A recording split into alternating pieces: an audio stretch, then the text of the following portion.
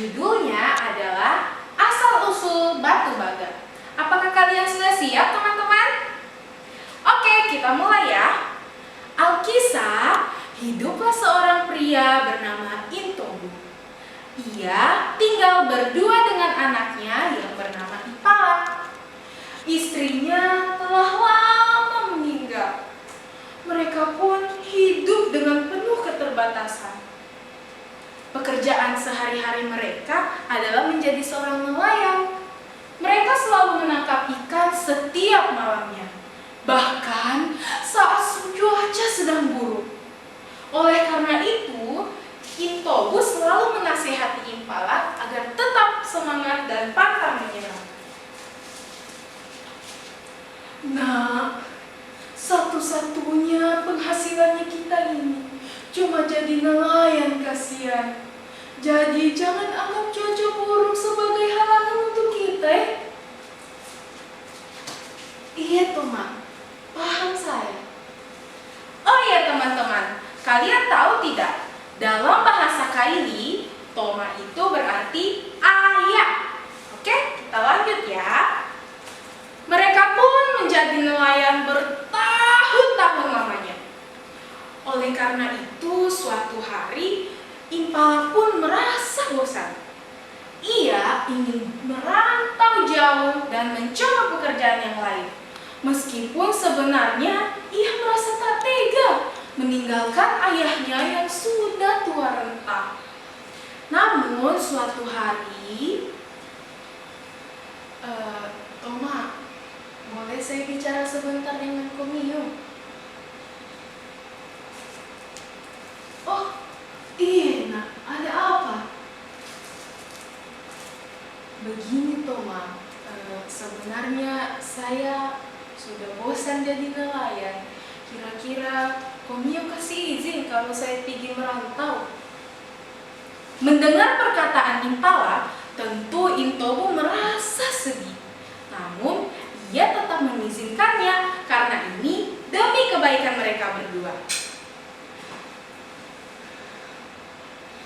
Oh, anakku, kalau memang itu yang jadi keinginannya Komio, tidak apa-apa, nak. Toma kasih. Yang penting Komio ingat tanah airmu.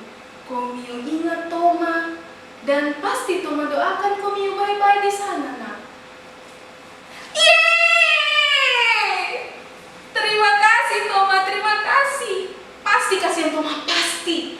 Saya akan ingat Komio, Toma. Saya janji saya akan sukses. Impala pun merasa bersemangat mendengarnya. Hingga keesokan harinya, ia pun memutuskan untuk pergi merantau menggunakan perahu layar. Toma, saya izin pamit, Toma. Doakan saya baik-baik, Toma. Iya, anakku, iya, kesianan. Toma berkati kau, nak. Hati-hati saja di negerinya Morna. Nampaknya Intobu sangat sedih merelakan anaknya pergi. Namun, ia tetap percaya bahwa Impala kemudian akan sukses. Ada yang tahu tidak cerita selanjutnya? Tidak? Oke, kita lanjut ya. Tahun demi tahun berlalu, namun tak ada kabar sama sekali tentang Impala. Intobu pun merasa sedih, sehingga ia berdoa kepada Tuhan. Ya Allah, so di mana kasihan anakku? Ya Allah, Sarito dan dia. Jaga dia, ya Allah, kasihan Amale. Namun, tidak ada kabar sedikit pun tentang Impala. Suatu hari, Intobu mencoba seperti biasanya memancing di perairan. Saat itu, Intobu melihat ada sebuah perahu layar yang sangat besar. Di atas perahu itu, Intobu melihat ada seorang pemuda yang sangat tampan bersama istrinya yang sangat cantik.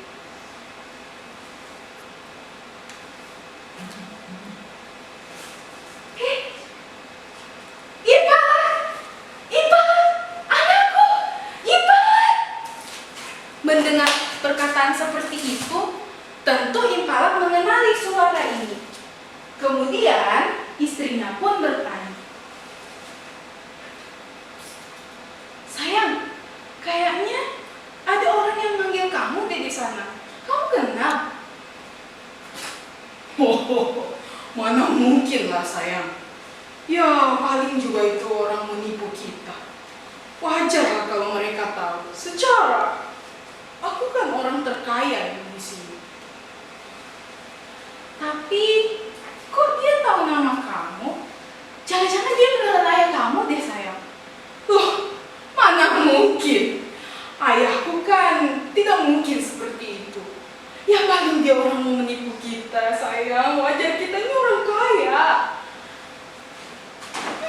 "Benar juga sih sayang. Lagian kan kamu udah bilang ya ayah kamu udah meninggal." Mendengar perkataan mereka, tentu Intobu pun sangat sedih, sehingga ia mencoba lebih mendekat ke perahu layar mereka. Namun saat akan pergi, tiba-tiba angin yang sangat kencang dan ombak yang besar menghantam perahu Intobu. "Hah? Kenapa ini? Intobu? Ipa, tolong! Ipa! Tolong, nak!" Namun, Intobu hanya ditertawai oleh Impala. Ia pun bahkan mengejeknya. "Rasakan itu, bisi kau." Mendengar apa yang dikatakan anaknya, Intobu pun sangat murka. Kesedihannya bercampur dengan amarah. Ia pun mengangkat tangannya ke langit dan berdoa, "Ya Allah, tolong dengarkan doaku ya Allah. Kalau itu memang Impala anakku, kutukan dan kumpangkan itu jadi batu." Tidak lama setelah itu, hujan yang besar menghantam perahu layar milik Impala dan istrinya. Kemudian angin yang kencang menyeret perahu mereka ke dasar pantai. Tidak lama setelah itu, perahu layar mereka pun berubah menjadi batu. Sejak saat itu, orang-orang sekitar menyebutnya sebagai Batu Baga, yang berarti batu perahu layar. Teman-teman sekalian, terkadang ayah pasti mengerti kemauan anaknya. Tapi kita sebagai anaknya kadang merasa acuh kepada ayah kita. Dari cerita ini, kita bisa memetik sebuah hikmah bahwa kita harus menghormati dan berbakti kepada ayah kita. Meskipun ayah bukanlah sosok yang melahirkan kita. Karena sesuap nasi yang memberi kita nutrisi merupakan hasil kerja keras dari ayah kita. Saya Rizka Dalisha, terima kasih.